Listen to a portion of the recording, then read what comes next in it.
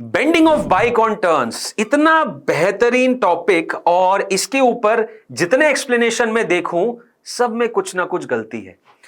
लोगों के अलग अलग रीजन होते हैं इस टॉपिक को समझाने के। कुछ लोग बोलते हैं नॉर्मल के कंपोनेंट बन गए, नॉर्मल से समझाते हैं, Newton's laws of motion, circular motion का एस्पेक्ट लगा के समझाते हैं। हालांकि वो तरीका सही नहीं है इस टॉपिक को समझाने के लिए।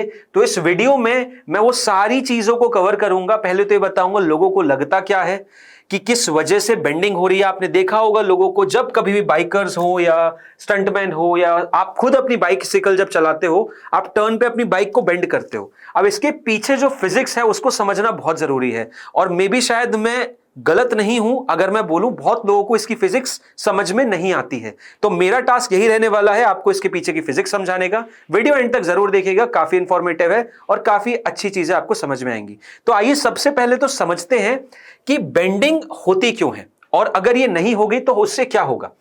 तो समझ के देखो, यहां पे मान लेते हैं कि ये जो बाइकर है एक ऐसे कर्व्ड ट्रैक पे चल रहा है। ठीक है, ये कर्व्ड ट्रैक है उसका जिसपे उसको जाना है। अब देखो, अगर इस कर्व्ड ट्रैक पे उस बाइकर को जाना है तो नॉर्मल सी चीज है, सर्कुलर मोशन बोलता है। सर किसी भी सर्कुलर पाथ पे अगर बाइकर को जाना है, मान लीजिए सर्कुलर पाथ पे बाइकर को जाना है, तो सर्कल के सेंटर की तरफ फ्रिक्शन फोर्स लगना चाहिए। और वो फ्रिक्शन फोर्स डेफिनेटली सर्कल के सेंटर की तरफ, मतलब यहां पे लगेगा। ये मान लेते हैं सेंटर ऑफ द सर्कल है, ये जो सर्कुलर पाथ है उसका सेंटर ये रहा, तो फ्रिक्शन फोर्स टायर्स पे यहां लगना चाहिए। बिल्कुल सही बात है। और इस सिनेरियो में मान लेते हैं कि भाई बाइकर जो था वो स्टंटमैन था और काफी डेयरिंग था और वो बेंड वेंड नहीं कर रहा है, एकदम देख सकते हैं आप बाइक सीधी रख के ही मुड़ रहा है। तो इस सिनेरियो में देखो होता क्या है, जो बाइक का सेंटर ऑफ मास है, सेंटर ऑफ मास कहां होगा बाइक का, यहां पे होगा सेंटर ऑफ मास। इस सेंटर ऑफ मास पे एक तो फोर्स लगेगा ये जो कि हो जाएगा आपका mg, और दूसरा फोर्स एक और लगता है जिसे कहते हैं हम नॉर्मल रिएक्शन फोर्स।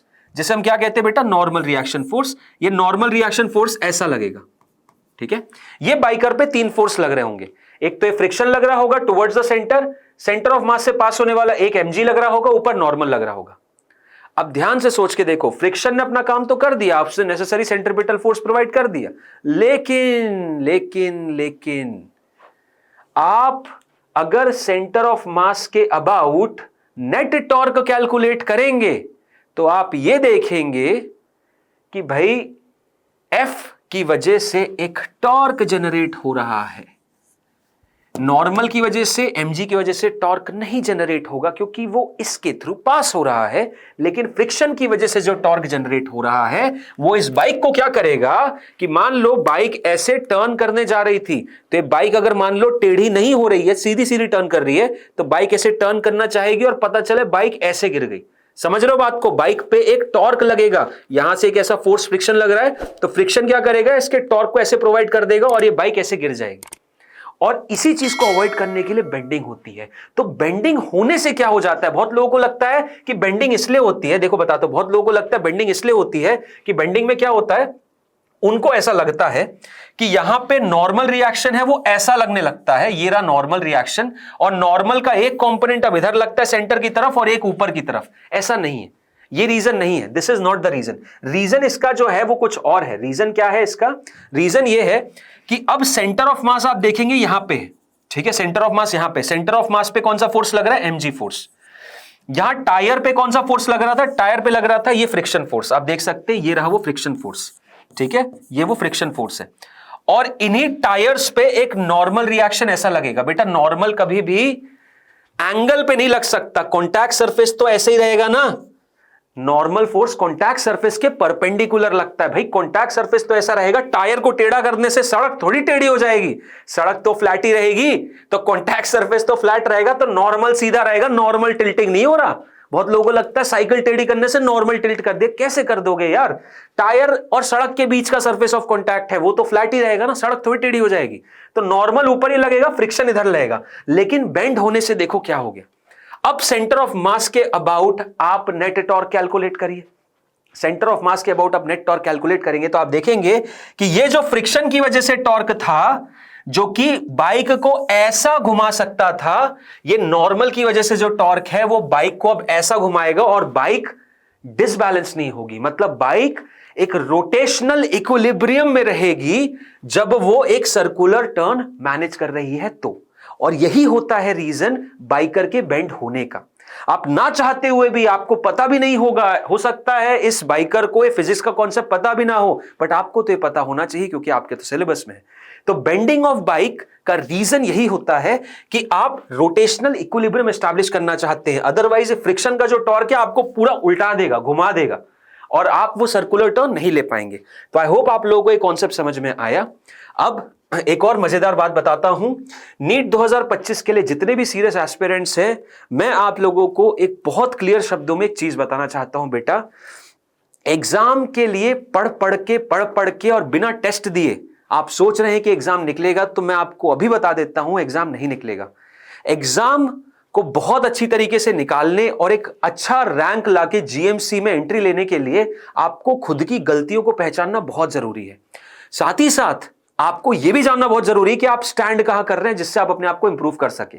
हो सकता है आप एक छोटे ग्रुप में पढ़ाई कर रहे हो और वहां टेस्ट दे रहे हो और वहां पे आप टॉप कर रहे हो, तो आपको लग रहा होगा यार मेरा तो सिलेक्शन अब हो जाएगा, जो कि आप गलत कर रहे हो। आपको यह पता होना चाहिए आप नेशनल लेवल पे कहां स्टैंड कर रहे हो, और उसके लिए एक नेशनल लेवल की टेस्ट सीरीज लेना बहुत जरूरी है। एंड इसी के चलते ये infinity learn by Shri Chaitanya की टेस्ट सीरीज लाइव हो चुकी है, जिसमें आपको 27 AITS all India test series, जिसमें unit test, part test, grand test, सारी चीजें मिलेंगी। 3 यूनिट टेस्ट के बाद एक पार्ट टेस्ट आएगा, उसके बाद सब कुछ होने के बाद लास्ट में फुल लेंथ ग्रैंड टेस्ट आएंगे। और इन सारे टेस्ट का जो रिजल्ट आएगा आपका उन श्री चैतन्य के स्टूडेंट्स के साथ पूरा कंबाइन होकर आएगा, जिसमें आप ये जान सकते हैं कि मैं ऑल ओवर इंडिया क्या रैंकिंग पे आ रहा हूं। थ्रू आउट पैन इंडिया जितने भी बच्चे सब यही टेस्ट देंगे और इसी के थ्रू वो पूरा का पूरा बेंचमार्क होगा। साथ ही साथ टॉपिक वाइज आपको PYQs मिलेंगी, आपको एक मेंटर सपोर्ट मिलेगा जो कि आपकी गलतियों को बताएगा, आपको एनालिसिस में हेल्प करेगा। तो काफी सारे फीचर्स हैं। जो भी इसका प्राइस है उसमें 20% ऑलरेडी डिस्काउंटेड प्राइस पे है, उसमें फर्दर 20% डिस्काउंट मिल जाएगा अगर आप आदर्श 20 का कोड यूज करते हैं। तो आप इस कोड को यूज करिएगा बिल्कुल यार, पैसे बच रहे तो बिल्कुल पैसे बचाओ। और मेरे रिकमेंडेशन पे तो आपको टेस्ट सीरीज ज्वाइन करनी चाहिए। स्कोर एक स्कॉलरशिप एग्जाम है, ये काफी सालों से चलता आ रहा है। एंड ग्रेड 3 से ग्रेड 12 के हर एक बच्चे इस ड्यूरेशन में हमेशा स्कोर का एग्जाम लिखते हैं। तो जितने बच्चों ने रजिस्टर नहीं किया है फटाफट रजिस्टर कर लीजिए। इसकी लास्ट डेट जो है वो बहुत नियर है और बहुत ही जल्द खत्म हो जाएगी। तो इसको देकर आप जीतने की प्रोबेबिलिटी है आपकी यार, कि if you are good in education then trust me you can sponsor your education right now. आपको अपने पेरेंट्स की हेल्प की भी जरूरत नहीं है, because there are institutions like us who are very keen. हम बहुत इंटरेस्टेड हैं उन सारे बच्चों को एक एजुकेशनल स्पॉन्सरशिप देने के लिए जो कि पढ़ने में इंटरेस्टेड हैं, जो कि अच्छा स्कोर करते हैं। So this is our give away for the society. इसके लिए रजिस्ट्रेशन चालू है, फटाफट रजिस्टर कर दीजिए। इन्फिनिटी लर्न की ऐप डाउनलोड कर सकते हैं आप iOS और ऐप स्टोर तो है ही iOS के लिए, और प्ले स्टोर दोनों पे अवेलेबल है। आप स्कैन करके इन्फिनिटी लर्न की ऐप डाउनलोड कर सकते हैं, वहां पे भी आपको दोनों फीचर मिल जाएंगे। ठीक है, सो इसी के साथ वीडियो को क्लोज करूंगा। अगर वीडियो अच्छा लगा, कॉन्सेप्ट समझ में आया तो वीडियो लाइक करना। बाकी मिलेंगे अगले वीडियो में, तब तक के लिए thank you, bye bye and take care all of you.